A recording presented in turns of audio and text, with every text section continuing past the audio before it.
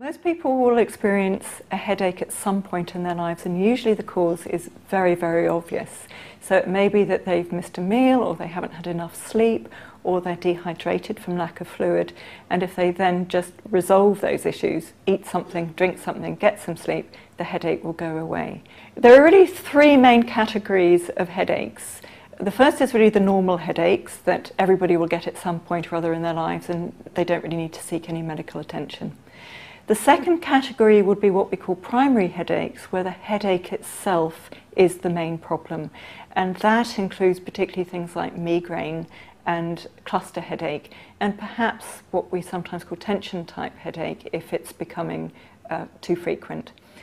The third category we see are the secondary headaches, and that's when somebody is getting a headache as a symptom of another medical problem that itself needs treating. So examples of that would be sinusitis, where you might get a headache but you treat the sinusitis. A tension type headache is really the more severe end, I guess, of a normal headache.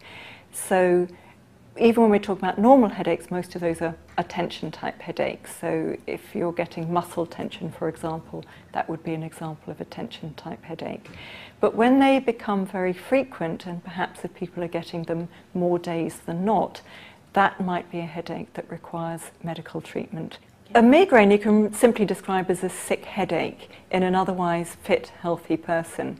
So the person will experience attacks of headache, nausea, sometimes actually being sick as well, light bothering them, and often being disabled. So they, even if they don't have to actually go to bed, they can't carry out their usual daily activities. And these attacks can last for part of a day, up to 3 days, with complete freedom from symptoms between those attacks. A true cluster headache is far more likely to affect a man, probably in his 30s or 40s, who may smoke or have a history of smoking. And these will be very, very severe attacks of sudden onset headache that is so severe that that individual paces around the room, bangs their head against the wall, and really doesn't know what to do with themselves. They will often wake them from their sleep about 2 hours after going to bed, and they will occur in clusters, each attack lasting about 2 hours, but maybe that cluster going on for about 6 to 8 weeks.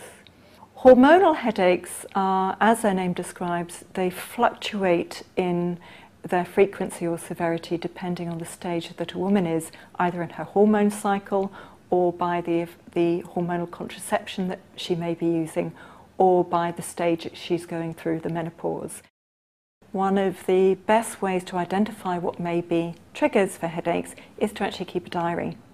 So if people start keeping a record of when their headache symptoms occur, what day of the week it might be, what time of day it starts, then you can start to pick up patterns of what triggers might be. It's important to be aware that if you are at all concerned about your headaches, it is worthwhile going to see a pharmacist or your doctor to find out what type of headache you've got.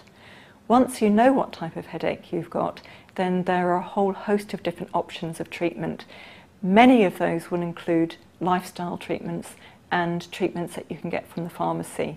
So it's important to realise that for many headaches, you don't need to go and see your doctor.